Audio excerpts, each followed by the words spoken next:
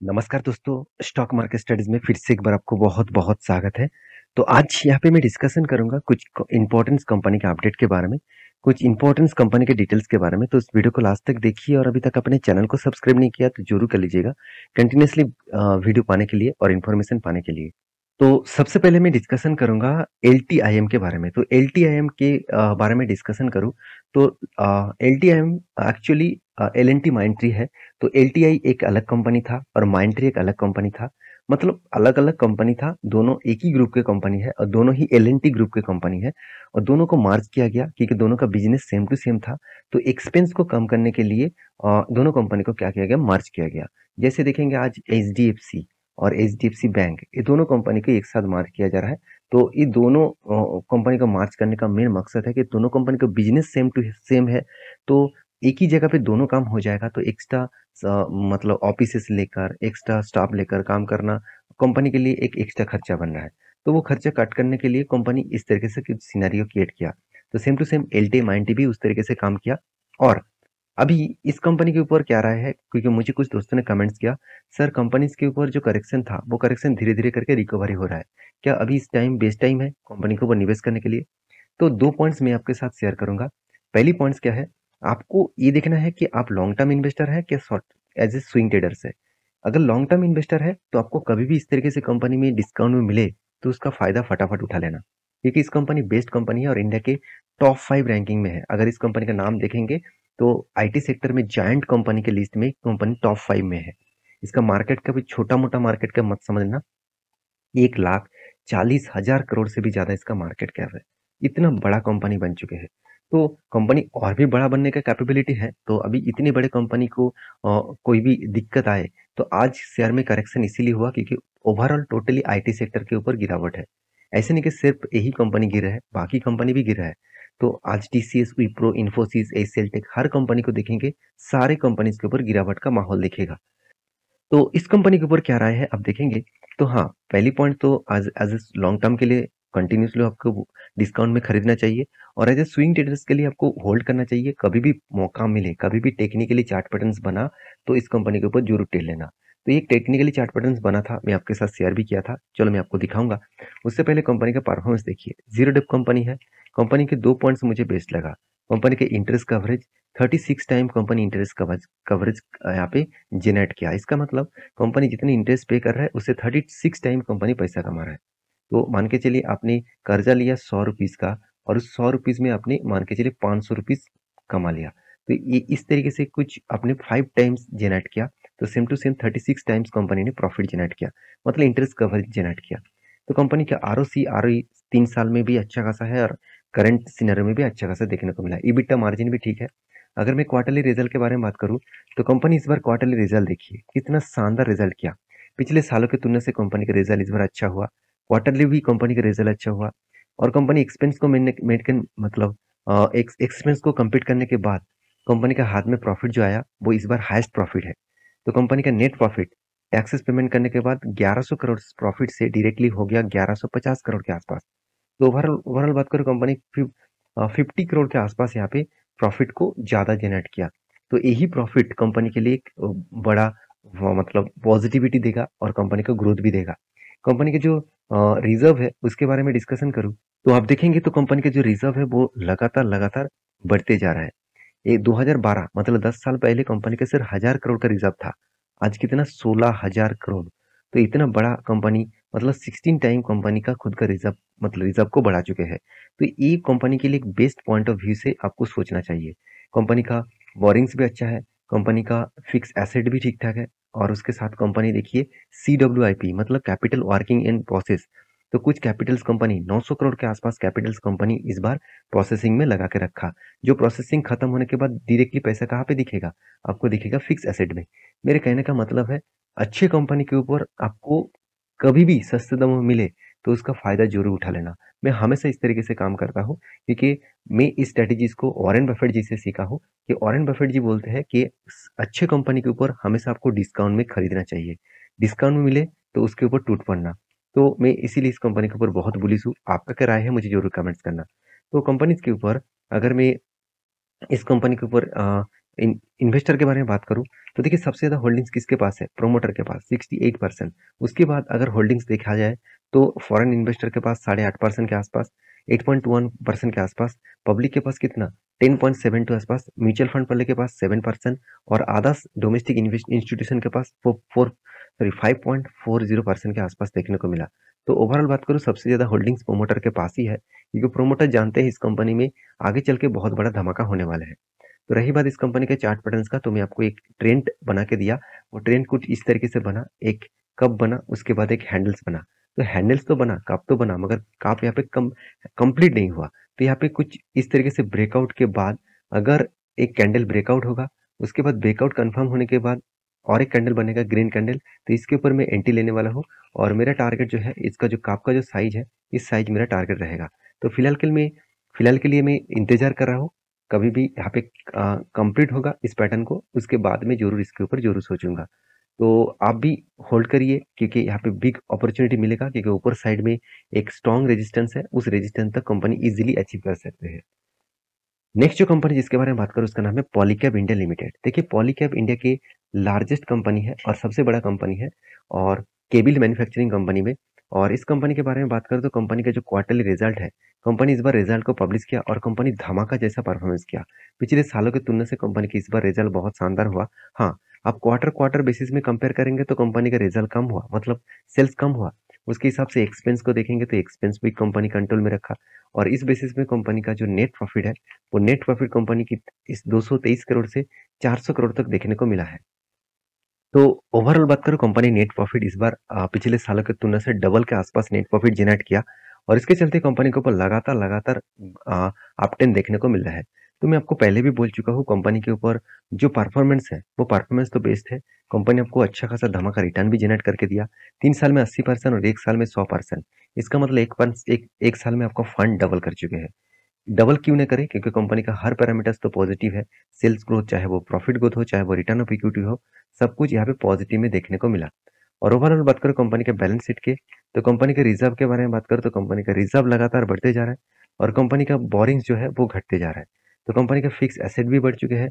Company का CWIP, capital working in process भी देखा जाए तो 250 करोड़ के आसपास इस बार कैपिटल को कंपनी ने प्रोसेसिंग में लगाया है, मतलब कुछ काम में लगाया है। वो काम खत्म होने के बाद वो डायरेक्टली पैसा आपको फिक्स एसेट में दिखेगा। तो फिक्स एसेट जितना बढ़ेगा उतना ही कंपनी के लिए खासियत है। तो कंपनीज के जो आदर्श एसेट है उसमें एक चीज आपको जरूर देखना चाहिए, वो है ट्रेड रिसीवेबल। देखिए ट्रेड रिसीवेबल एक एसेट होता है, क्योंकि मुझे कुछ मान के चलिए बिजनेस मिला तो मेरे लिए वो एसेट है, क्योंकि उस बिजनेस से मुझे पैसा मिलेगा। तो इस बार कंपनी को ट्रेड जो मिला वो करीबन 1250 करोड़ के आसपास आप बोल सकते हैं। तो कंपनी के हर पैरामीटर यहाँ पे पॉजिटिव में है। तो उस बेसिस में देखा जाए तो कंपनी के ऊपर एज ए इन्वेस्टर के बारे में बात करूँ तो आप देखेंगे सबसे ज्यादा होल्डिंग्स किसके पास है? सबसे ज्यादा होल्डिंग्स प्रोमोटर के पास है, 65% के आसपास। उसके बाद देखिए एफआईएस ने भी माल अच्छा खासा उठाया, करीबन 9% के आसपास। पहले तो 5.5% के आसपास होल्डिंग्स था। पिछले सालों से कंपेयर करूँ तो एक साल में कंपनी के ऊपर एफआईएस ने डबल कर दिया खुद का होल्डिंग्स, और रिटेल पब्लिक के पास 14%, और म्यूचुअल फंड वाले के पास 7%, और अदर्स इंस्टीट्यूशन के पास 2%। तो इस कंपनी के ऊपर एक चार्ट पैटर्न्स क्रिएट हुआ था, मैं जो आपके सामने शेयर किया था। यहाँ पे क्या बना, यहाँ पे एक शोल्डर, उसके बाद हेड, उसके बाद डबल शोल्डर। तो जब कोई इस तरीके से डबल शोल्डर बनते हैं तो मैं आपको बहुत बार बोल चुका हूँ, हाई कन्फर्मेशन है कि इस कंपनी ब्रेकआउट करेगा और बड़ा रैली आपको दिखाएगा। तो यहाँ पे जो ट्रेड बना वो करीबन 23% का ट्रेड बना, और वो भी 155 डेज के अंदर अंदर। तो 155 डेज मतलब करीबन 5 मंथ के अंदर अंदर आपको 23% का गेन मिला। कोई खराब है क्या? बहुत शानदार है मेरे हिसाब से। तो यहाँ पे ब्रेकआउट इस कैंडल ने दिया और इसने कंफर्म कर दिया, और जब मैं रिट्रेसमेंट हुआ तब मैं इसके ऊपर एंट्री लिया, और एक अच्छा खासा लेवल से यहाँ पे टारगेट दिया। उसके बाद देखिए फिर से यहाँ पे कुछ टाइम बिताया, होल्ड किया, उसके बाद ब्रेकआउट होने के बाद मैंने यहाँ पे एंट्री लिया था, मैंने आपको ये भी कहा, और मैंने यहाँ पे एग्जिट ले लिया। क्यों एग्जिट लिया? क्योंकि यहाँ पे एक कंटिन्यूअसली जर्नी देखने को मिला है। तो इस तरीके से रॉकेट की तरह कोई भी स्टॉक भाग रहा है तो मैं उसके ऊपर बाइंग नहीं करता हूँ, क्योंकि उसको फोमो बाइंग कहते हैं। क्योंकि फोमो बाइंग मैंने अगर कर लिया तो यहाँ पे लॉसेस होने का चांसेस होगा। तो देखिए यहाँ पे कुछ टाइम बिताए, मतलब कुछ टाइम से यहाँ पे बिताने के बाद अगर ब्रेकआउट करे तो मैं जरूर एंट्री लूंगा, क्योंकि वहाँ पे एक पॉसिबिलिटी है कि हायर चांसेस जाने के लिए। तो नेक्स्ट जो कंपनी जिसके बारे में बात करूँ उसका नाम है एंजल वन। देखिए एंजल वन के ऊपर मुझे कुछ दोस्तों ने कमेंट किया, सर एंजल वन के ऊपर आपने जो टारगेट मेंशन किया था वो टारगेट तो अचीव हुआ, उसके बाद इतना बड़ा क्रैश क्यों दिखा? क्योंकि क्या फिर से वो लोअर साइड में आ जाएगा? देखिए, मैं सबसे पहले आपको चार्ट पैटर्न आपको दिखा देता हूँ, तभी आपको सब कुछ क्लियर हो जाएगा। देखिए, ध्यान से देखिएगा। कंपनी एक डबल शोल्डर और उसके बाद हेड, उसके बाद डबल शोल्डर बनाया था और यहाँ पे ब्रेकआउट किया था और मैंने आपको यहाँ पे एंटी लेवल बताया था कि आज देखिए, जितने एंटी लेवल्स मैं आपको बता रहा हूँ, ये सारे के सारे एजुकेशन पर्पस में है। कोई यहाँ पे आपको बाय सेल का काम नहीं है, तो बाय सेल करना है तो आप आपके रिसर्च के हिसाब से ज़रूर करिए। तो आपको अगर लग रहा है कि हाँ, इस ट्रेड में मैं बाय करके पैसा कमा सकता हूँ, तो आप ज़रूर एंट्री लेने के लिए सोचिए। मेरे बात सुनकर कभी भी किसी कंपनीज़ के ऊपर एंट्री मत लेना, क्योंकि मेरा खुद के एनालिसिस है, मैं खुद के एनालिसिस के हिसाब से काम करता हूँ। मेरे एनालिसिस ज़्यादा से ज़्यादा पॉजिटिव रहता है, तो इसलिए मैं आपके साथ शेयर करता हूँ। देखिए, यहाँ पे 25% के आसपास गेन हुआ और यहाँ पे पर परफेक्टली यहाँ पे प्रॉफिट होने के बाद ही देखिए बिग क्रैश हुआ। इसके पीछे 2 कारण से, पहली कारण कंपनी का क्वार्टरली रिजल्ट और उसके उसके बाद कंपनी के ऊपर सेबी की एक आरओ। तो क्या है वो चलो मैं आपको दिखा देता हूँ। सबसे पहले कंपनी का क्वार्टरली रिजल्ट अगर दिखा दूँ, तो कंपनी का क्वार्टरली रिजल्ट देखिए कुछ 800 करोड़ के आसपास इस बार सेल्स हुआ और कंपनी का जो नेट प्रॉफिट है एक्सपेंस को कंट्रोल करने के बाद कंपनी का नेट प्रॉफिट है 320 करोड़। आप कहेंगे sir year of year basis में तो अच्छा खासा प्रॉफिट हुआ। ठीक है, आपकी बात सही है, मगर क्वार्टर क्वार्टर को बीट नहीं कर पाया। 47% का टोटल ओपीएम था और इस बार कितना बना 40%। इसका मतलब जो ऑपरेटिंग प्रॉफिट मार्जिन है वो यहाँ पे डाउन हो चुके हैं और इस डाउन होने के चलते ही कंपनी के ऊपर प्रेशर बना। और ये तो एक कारण है, दूसरा कारण सबसे बड़ा है जिस कारण के बारे में बात करूं, जिस कारण द इकोनॉमिक टाइम्स के ऊपर यहाँ पे पब्लिश किया गया था। आप देखेंगे कारण क्या कौन सा है, तो यहाँ पे बताया गया एंजल वारिंग, यहाँ पे देखिए बोरेड फॉर्म जो on on boardings new authorised person for 6 month. इसका मतलब देखिए, स्टॉक ब्रोकिंग कंपनी क्या करते हैं, बहुत सारे ऑथराइज्ड पर्सन को खुद का जो मतलब पार्टनरशिप है उसको शेयर करते हैं। तो ऑथराइज्ड पर्सन मतलब कोई भी ब्रोकिंग फर्म मतलब ये कर सकते हैं, क्योंकि ऑथराइज देना उसका काम है, क्योंकि ऑथराइज के माध्यम से वो कस्टमर को एक्वायर करते हैं। देखिए, वो पूरा का पूरा मार्केट को तो छान नहीं सकता, सारे कस्टमर के पास पहुंच नहीं सकता, इसलिए कुछ ऑथराइजेशन करते हैं जिसके माध्यम से कंपनी एक्स्ट्रा कस्टमर मिलते हैं। तो कुछ कंपनीज, कुछ ऑथराइज कंपनीज सेबी के खिलाफ मतलब सॉरी सेबी के रूल्स के खिलाफ काम कर रहा था। तो इसलिए सेबी ने एंजल वन के ऊपर बहुत बार रिस्ट्रिक्शन दिया था, बहुत बार उसको वार्निंग भी दिया था कि आपका जो ऑथराइज ऑथराइज पर्सन है, अगर वो सही ढंग से काम ना करे तो इसके इम्पैक्ट आपके ऊपर पड़ेगा। तो इस इम्पैक्ट एंजल वन ने कुछ रिप्लाई नहीं दिया, तो 1 साल के बाद सेबी ने क्या किया, उसके ऊपर रिस्ट्रिक्शन लगा दिया। 6 मंथ तक कोई भी नया ऑथराइज पर्सन वो ऐड नहीं कर पाएंगे। इसके ऑब्वियसली एक नेगेटिव पॉइंट्स है, क्योंकि ऑथराइज पर्सन से कंपनी को अच्छा खासा कस्टमर मिलता है। अगर ऑथराइज पर्सन ही ऐड नहीं कर पाएंगे तो जो पुराना एग्जिस्टिंग कस्टमर है वो तो उसको कस्टमर देंगे, मगर नया कस्टमर वो ऐड नहीं कर पाएंगे, मतलब नया कस्टमर उसके पास ऐड भी नहीं होगा। तो ये एक नेगेटिव पॉइंट्स है, नेगेटिव पॉइंट्स के चलते ही स्टॉक के ऊपर प्रेशर बना। तो देखिए, हम लोगों को ये सोचना है, ये देखना है, कभी भी स्टॉक गिर रहा है तो उसके पीछे कारण कौन सा है, लॉजिक कौन सा है। तो लॉजिक के बेसिस में काम करेंगे तो आपको कभी भी डर नहीं लगेगा। देखिए, एक ये परमानेंट नहीं है, ये छोटे टाइम के लिए है और कंपनी देखिए इस तरीके से बिजनेस में बहुत बार दिक्कत आएगा, तो उसको मतलब वो कोई मतलब काम की चीज नहीं है। 6 मंथ के लिए रजिस्ट्रेशन लगा दे, क्या हुआ, कंपनी बाकी जो एग्जिस्टिंग कस्टमर है उससे वो काम करा लेंगे। तो देखिए, कंपनीज के रूल्स बहुत सारे हैं। कंपनीज ये कह देंगे कि जितने सारे ऑथोराइज पर्सन है जो अभी लिस्टिंग है मतलब एंजल वन के माध्यम से है, तो उनको कह देंगे कि आप आपके माध्यम से कस्टमर एक्वायर करिए और आपका जो ऑथराइज पर्सन है मैं डायरेक्टली आपको पैसा दूंगा, आप उसको दे दीजिए। तो देखिए, बिजनेस में बहुत कुछ होते हैं, बिजनेस में बहुत सारे झोल-झाल चलते रहते हैं। तो जहाँ पे रूल्स है, वहाँ पे रूल्स का छूटने का कुछ तरीका भी है। तो मेरा कहने का मतलब है, इस तरीके से काम बहुत सारे कंपनीज़ ने किए हैं, तो शायद एंजल वन भी करे, ना करे, वो उसके राय है। तो मुझे तो एंजल वन बहुत पसंद लगता है क्योंकि इस कंपनी का जो स्ट्रेंथ है, मुझे बहुत स्ट्रॉन्ग लगता है। बाकी आपकी क्या राय है, मुझे ज़रूर कमेंट्स करना। तो अभी फ़िलहाल के लिए इस कंपनी के ऊपर मुझे कोई भी एंट्री लेवल्स नहीं दिख रहा है। जब इस हायर लेवल को ब्रेकआउट करे और यहाँ पे एक स्ट्रॉन्ग रेजिस्टेंस है, इसको ब्रेकआउट करने के बाद मैं फिर से कोई एंट्री लेवल ज़रूर सोचूँगा। तो फ़िलहाल के लिए अभी कोई इस कंपनी के ऊपर ट्रेड नहीं है, फ़िलहाल के लिए इंतज़ार करिए, मौका मिलने के बाद ही काम करेंगे। नेक्स्ट जो कंपनी जिसके बारे में डिस्कशन करूँ, उसका नाम आप देखेंगे तो राघव प्रोडक्टिविटी इनहैंसर लिमिटेड। तो राघव प्रोडक्टिविटी इन्हांसर लिमिटेड जो कंपनीज है, छोटा सा कंपनी है, मगर इस कंपनी ने धमाका परफॉर्मेंस कर दिया। कंपनी 500 रुपीज से 1000 तक जर्नी दिखाया। इसका मतलब फंड डबल के आसपास दोगुना कर दिया। और इस दोगुना होने के बाद कंपनी ने एक बहुत बड़ा अनाउंसमेंट भी कर दिया।